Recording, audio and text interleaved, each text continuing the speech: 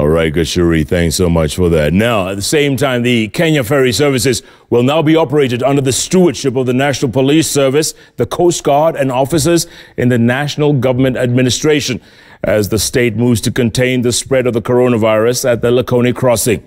This was announced by President Uhuru Kenyatta on a day the Ministry of Transport directed that no pedestrians will be allowed to board the ferries on foot. Instead, those seeking ferry services required to board matatus plying the route. Let's get more from our very own Sam Gituku. It's been a nightmare for the management of the Kenya Ferry services to implement precautionary measures that range from hand washing to social distancing and avoidance of crowding. For a service that historically has been characterized by large crowds crossing from either side of the Likoni Channel, old habits die hard for users. Efforts to limit persons boarding the ferry have been futile, inviting the intervention of the Ministry of Transport. Cabinet Secretary James Macharia has now directed that public service vehicles be allowed to board the ferries, provided they observe COVID-19 preventive measures.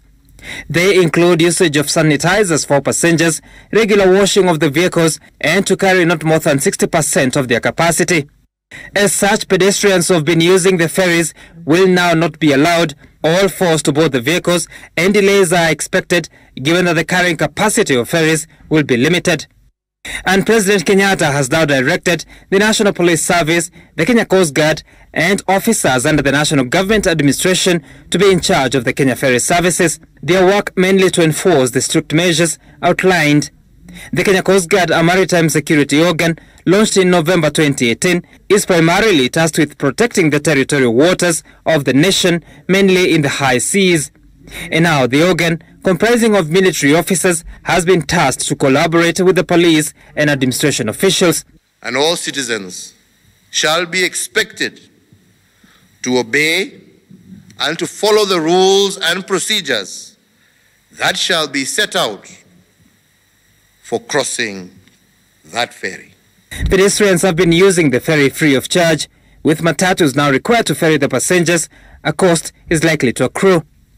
Sam Gituku, TV.